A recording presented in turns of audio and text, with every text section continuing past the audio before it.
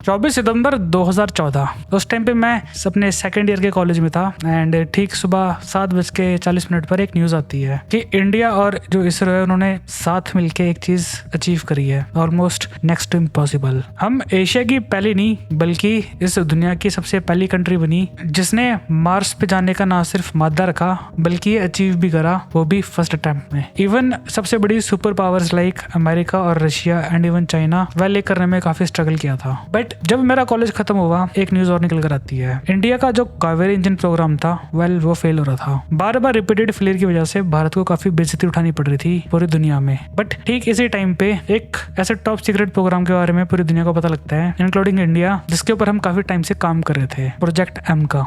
Hello guys, I am Prince और आज की वीडियो में हम बात करेंगे इसी प्रोजेक्ट एमका के बारे में कि क्यों भारत जैसा देश मार्स पे तो पहले अटेम्प्ट में पहुंच गया, बट जब बात आती है इस एमका की तो आज भी हमें बार बार फेलियर देखने को मिल रहा है। और जो ये सिंगल प्रोग्राम है इसमें हमने अब तक क्या क्या अचीव करा एंड हमारी जो असल कमजोरी है वो क्या है। और ये वीडियो बहुत ज्यादा इंपॉर्टेंट है, ना सिर्फ डिफेंस एक्सपर्ट्स के लिए बल्कि इस देश के हर एक नागरिक के लिए ये जानना जरूरी है कि प्रोजेक्ट एमका उनको पर्सनली कितना अफेक्ट कर सकता है अगर हम इसको बनाने में फेल हो जाते हैं तो। सो बिना वक्त जाया करे लेट्स स्टार्ट द वीडियो। तो सबसे पहले आते हैं इसी एमका के बारे में, ये असल में है क्या। ये एक 5th generation jet fighter programme है जितना सब लोगों को इसके बारे में पता है। बट इन 5th जन फाइटर जेट्स में असल में है क्या जो उनको बाकी इनके कजन जेट से अलग करती है। तो इसको समझने के लिए हमें पहले जानना पड़ेगा इसके सबसे बड़े दुश्मन रेडार के बारे में। तो नॉर्मली जो रेडार होता है वो ऐसे जेट फाइटर्स को क्यों पकड़ पाते हैं कि जब वो रेडार वेव्स भेजते हैं कि हमने साइंस में पढ़ा हुआ है तो वो टकरा के वापस उनके पास आती है एंड जितना टाइम टकराने में लगता है तो उस हिसाब से कैलकुलेशन करके बता देते हैं कि जो जेट फाइटर है वो किस एल्टीट्यूड पर है, कितनी स्पीड से आ रहा है एंड किस डायरेक्शन में जा रहा है। फिर क्या होता है कि जो मिलिट्री थी पुराने टाइम पे तो उनको अटैच कर देती है एक रेडार्स को एक रॉकेट के साथ, सो दैट उस रेडार के डेटा की मदद से उसको गाइड करा जा सके उस रॉकेट को। एंड इसी तरीके से बहुत सारे जेट फाइटर मार गिराए जा रहे थे। बट देन सडनली अमेरिका के दिमाग में एक आइडिया आता है कि व्हाट इफ जो ये रेडार वेव्स होती है कुछ इस तरीके से इनमें बदलाव करा जाए जेट फाइटर्स में, सो दैट जो वेव्स है वो पलट के रेडार स्टेशन तक जाए ना।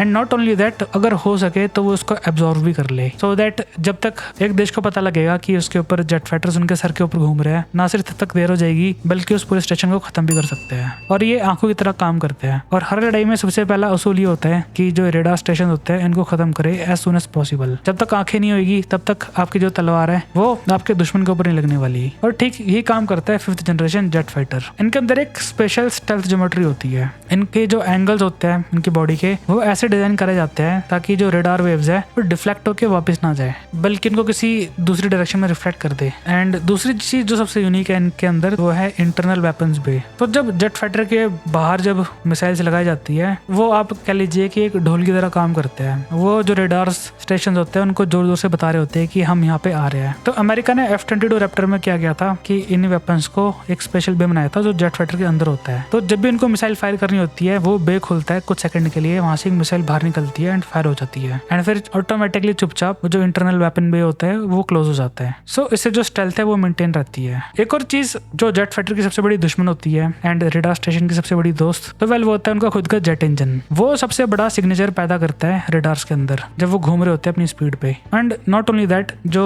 हीट सीकर मिसाइल्स होती है जो लॉक करती है स्पेशली एक हीट सिग्नेचर के ऊपर, तो ये इनकी सबसे पसंदीदा होती है। ये डायरेक्टली लॉक ऑन कर जाती है इन्हीं तेज घूमते काफी गर्म जेट इंजन के ऊपर। तो इन्हीं 5th जनरेशन जेट फाइटर में क्या होता है कि जो ये एयर इनटेक होता है इसको सीधा नहीं बनाया जाता, इसको सांप की तरह बनाया जाता है, एक सर्पेंटिन शेप का और यू कैन से एक एस शेप का, सो दैट हवा तो आ जाए अंदर बट जो रेडार वेव्स है या फिर इवन जो हीट सीकिंग मिसाइल्स है वो उस पर लॉक ना लगा सके। और जो सबसे जरूरी चीज है जो ट्रूली इसको एक 5th जन जेट बनाती है तो वो है सेंसर फ्यूजन। अगर मैं आसान भाषा में समझाऊं तो जो ये प्लेन्स होते हैं आप कह लीजिए इनके अंदर एक AI होता है जो सप्लीमेंट करते हैं पायलट की नॉलेज को, सो दैट जो पायलट है उसको जो 5 स्क्रीन है उस पर देखना ना पड़े, radar, infrared sensors, electronic warfare, even weapon system. Instead कि वो 5 स्क्रीन पर अपना ध्यान लगाए तो जो ये सेंसर फ्यूजन होता है ये इन सबको उठाता है, डेटा को इकट्ठा करता है एंड जो डाइजेस्टेबल इंफॉर्मेशन होती है कि क्या चीज जरूरी है, क्या एक्शन लेना चाहिए, वो प्रेजेंट करते हैं पायलट के आगे एक स्क्रीन के ऊपर बस। और यही है सबसे बड़ा राज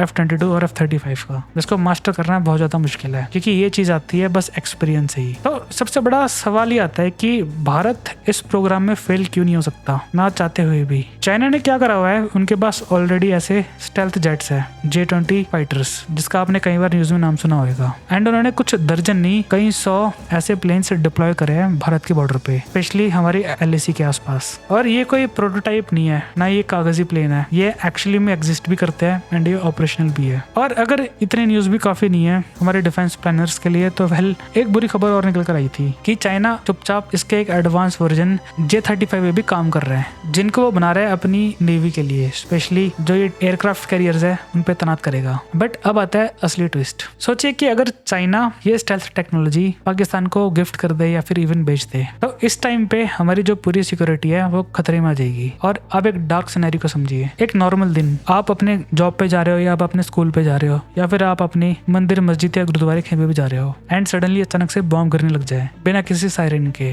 और सबसे फ्रस्ट्रेटिंग बात है क्या होगी कि आप महसूस तो कर पा रहे हो कि आपके ऊपर हमला हो रहा है, बट आप चाह के भी जो जेट्स आसमान में होंगे, लेट्स से इवन पाकिस्तानी और इवन चाइनीज, आप इनको देख नहीं सकते, ना सिर्फ अपनी आंखों से बल्कि इवन रेडार से भी। और एक एक करके जितना भी इंफ्रास्ट्रक्चर भारत ने बनाया था ये उनको टारगेट करना स्टार्ट कर देंगे, चाहे वो मंदिर हो, चाहे मस्जिद हो, चाहे गुरुद्वारा हो, या फिर इवन हमारे स्कूल, या फिर इवन डैम्स, या फिर एनी सिविलियन इंफ्रास्ट्रक्चर जिससे भारत चलता है। उनको जरूरत नहीं पड़ेगी कि वो डायरेक्टली मिलिट्री पे हमला करे। और इस डेंजरस और हेल्पलेस पोजीशन को महसूस नहीं करने के लिए तो वेल इसलिए हम चाहते हैं कि जो ये एम का है ये भारत में बनकर तैयार हो जाए एज सुन एज पॉसिबल, और हम चाहकर भी इसमें फेल नहीं हो सकते। It is a war of survival. But इस प्रोग्राम से हमें फेलियर्स तो नहीं मिली है, बट एक्चुअली इंडिया ने इसमें कुछ अचीव भी करा है, जिसके बारे में बात करना भी काफी जरूरी है। जो सबसे बड़ी अचीवमेंट आई है, जो आई थिंक किसी भी डिफेंस एक्सपर्ट की कानों के लिए एक गाना है, the death of state monopoly. इसमें पता क्या होता था, पहले जो हमारे सारे जेट फाइटर्स थे उनको बनाता था ये वाली organisation HAL, Hindustan aeronautics limited, जिसके अंदर बैठते थे बाबू ब्यूरोक्रेट्स। ना उनके ऊपर कोई प्रेशर होता था एफिशिएंसी का, ना उनके ऊपर किसी चीज की पनिशमेंट होती थी, एंड सारे प्रोजेक्ट हमेशा डिले होते चले गए। बट इस बार जो मिनिस्ट्री ऑफ डिफेंस है उसने क्या करा है कि जो सीधा प्राइवेट सेक्टर है उनके बड़े प्लेयर्स को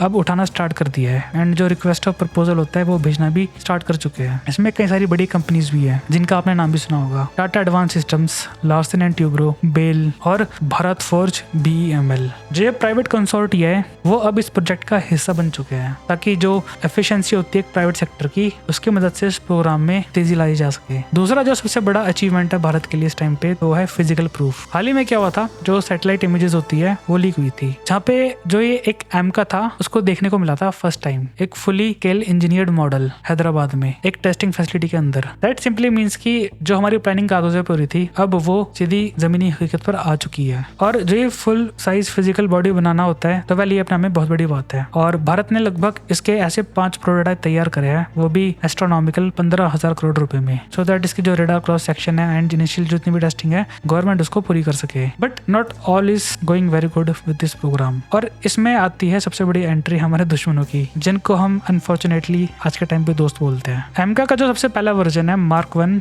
इंडिया इसको पहले बनाना चाहता था अपने हिसाब से, but due to the engine failures Bharat ने डिसाइड करा कि अमेरिका की एक कंपनी है जनरल इलेक्ट्रिक, उसका जो GF414 इंजन है उसको लगाया जाएगा इस Mark 1 वेरिएंट में, ताकि इसकी जो टेस्टिंग है भारत उसको स्टार्ट कर सके एज सुन एज पॉसिबल। और 2023 के आसपास इवन हमारे प्रधानमंत्री थे वो अमेरिका जाके एक डील भी साइन करते हैं जेट इंजन को लेके कि ये इंजन भारत खरीदेगा लगभग 70 से 80 करोड़ रुपए पर यूनिट के हिसाब से, एंड डील फाइनलाइज्ड हो जाती है। और जो हमारे साइंटिस्ट थे DRDO के, तो वेल वो इसके अकॉर्डिंग जो डिजाइन है उसको फाइनलाइज भी कर देते हैं, सो दैट इस इंजन को उठा के सीधा उसमें रखा जा सके, और इसके बाद जो डिजाइन है उसको फ्रीज कर देते हैं। बट बीइंग अमेरिकन वो इसी बात का फायदा उठा लेते हैं। रिसेंटली क्या हुआ था कि जो ये डील हुई थी 80 करोड़ रुपए पर यूनिट की, वो अब इसको बढ़ा देते हैं लगभग 300% तक। अब वो ये डिमांड कर रहे हैं कि अब हम 80 करोड़ रुपए नहीं बल्कि अब हम आपसे एक जेट इंजन का लेंगे 200 करोड़ रुपए। और ये सिर्फ इतना ही नहीं, अमेरिका ने और डिमांड कर दी, अगर उनका लालच इतना भी कम नहीं हुआ था। वो एडिशनली क्या कर रहे हैं, $800 मिलियन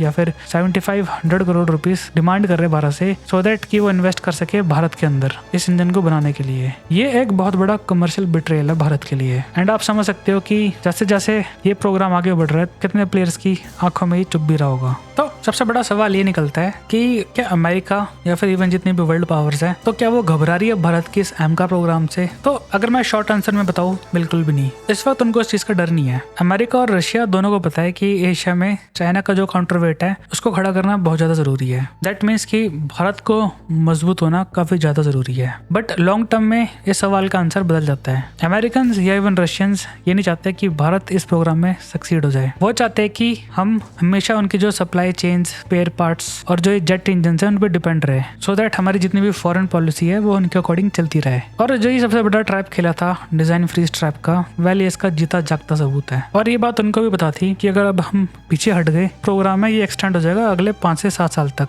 और इस टाइम पे जब चाइना के कई 100 ऐसे स्टेल्थ जेट फाइटर हमारे बॉर्डर्स के आसपास है, तो हम इसको अफोर्ड नहीं कर सकते। सो अब आते हैं इस वीडियो के सबसे इंपॉर्टेंट पार्ट पर कि हम मार्स में तो पहले अटेम्प्ट में पहुंच गए थे और ये करने वाले दुनिया के पहले देश बने, बट हमसे ये स्टेल्थ जेट फाइटर बनाया क्यों नहीं जा रहा? I mean, क्या रीजन है? हम एज अ नेशन कहाँ पे स्ट्रगल कर रहे हैं? तो अगर मैं आपको आसान भाषा में समझाऊं, इन दोनों चीजों में बहुत बड़ा फर्क है। स्पेस मिशन में क्या होता है कि आपको जो ये रॉकेट इंजन होता है उसको सिर्फ कुछ घंटे या फिर कुछ दिनों के लिए चलाना होता है, वो भी स्पेस के 0 फ्रिक्शन एनवायरनमेंट में। But on the other hand जो ये जेट इंजन होता है इसको हजारों घंटे चलाना पड़ता है, वो भी दुश्मनी के इलाके में जहाँ पे उसके ऊपर धूप होती है, मिट्टी का सामना करना पड़ता है और बारिश का भी। And not only that, Mach 1.5 की स्पीड पे भी वो लगातार चलता रहना पड़ता है। और इन्हीं रिक्वायरमेंट्स की वजह से जो 3 सबसे बड़ी कमजोरी है वो निकल कर आती है। सबसे पहला है द मेटलर्जी गैप, और यही है सबसे बड़ी कमजोर कड़ी। जो सुपर क्रूज होता है कि बिना जो आफ्टर बर्नर्स है उनको चलाए आप जो मैक 1 की स्पीड उसको अचीव कर सके एक जेट फाइटर से, तो वेल आपको उसके लिए जो इंजन है वो भी काफी खास चाहिए होता है, जो कि जनरेट कर सके लगभग 110 किलो न्यूटन की थ्रस्ट को। और जो ये इंजन होते हैं इनके अंदर होते हैं एक single crystal turbine blade. And yes,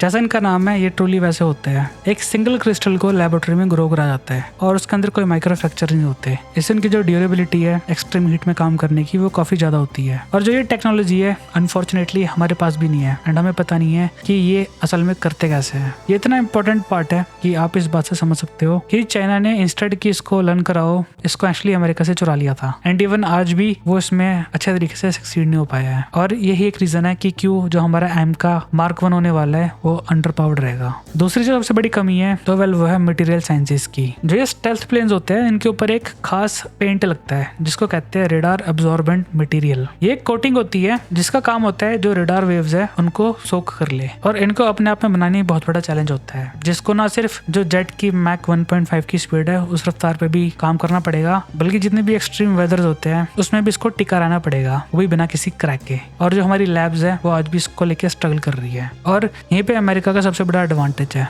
उन्होंने जितनी भी लड़ाइयाँ लड़ी है पिछले 100 सालों में कई देशों के साथ, उन्होंने इस प्रोसेस को लर्न करा था एंड इसको मास्टर करा था उन्हीं लड़ाइयों के अंदर, इसलिए वो हमसे काफी ज्यादा आगे है। तीसरी जो सबसे बड़ी कमी है वो जेट से रिलेटेड नहीं है, वो है लीडरशिप से रिलेटेड। जब भारत अपना मिसाइल प्रोग्राम चला रहा था तो जितनी भी पावर थी, चाहे वो पैसे की हो चाहे अथॉरिटी की हो, वो देती थी हमारे लेट APJ अब्दुल कलाम जी को। अपने हिसाब से वो जैसे चाहे कोई भी डिसीजन ले सकते हैं, बस टाइम तक उनको जो प्रोजेक्ट है वो कंप्लीट करके देना है। अनफॉर्चुनेटली ये सेम चीज इस प्लेन के साथ नहीं है। कई अलग अलग कमिटीज होती है, कई उसमें भी कई अलग अलग डिपार्टमेंट्स होते हैं डिसीजन मेकिंग के टाइम पे भी, जिससे जो ये फैसला लेने का जो ये सिलसिला होता है, जो ये टाइम पीरियड होता है, ये काफी ज्यादा स्लो हो जाता है। एंड हेंस इसका नतीजा कि जो ये प्लेन्स है ये बनने में और भी ज्यादा देरी हो जाती है। लेकिन जो ये AMCA है इसकी कहानी हमारे देश तक सीमित नहीं है। जियोपॉलिटिक्स के जो पर्दे के पीछे की जो कहानी है वो काफी ज्यादा अलग है, जिसकी स्टोरी भी काफी ज्यादा इंटरेस्टिंग है। इंस्टेड के जो अमेरिकन ब्लैकमेल था, हम चुप बैठे एंड जैसे वो टर्म्स दे हम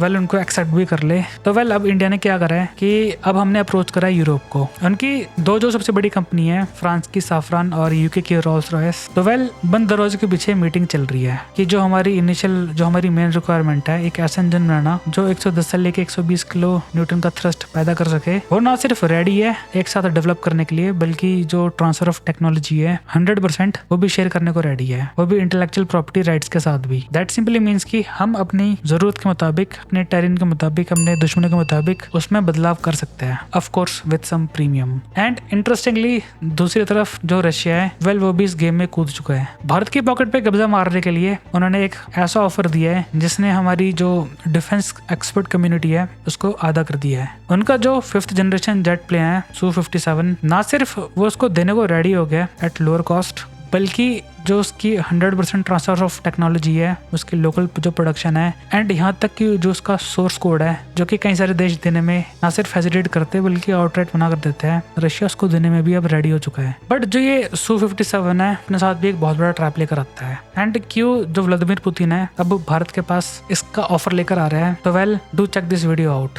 इसमें मैंने काफी डिटेल में कवर करा हुआ है जो एक पर्दे के पीछे की पॉलिटिक्स है वो कैसे खेली जा रही है, ना सिर्फ रशिया में बल्कि इंडिया के अंदर भी।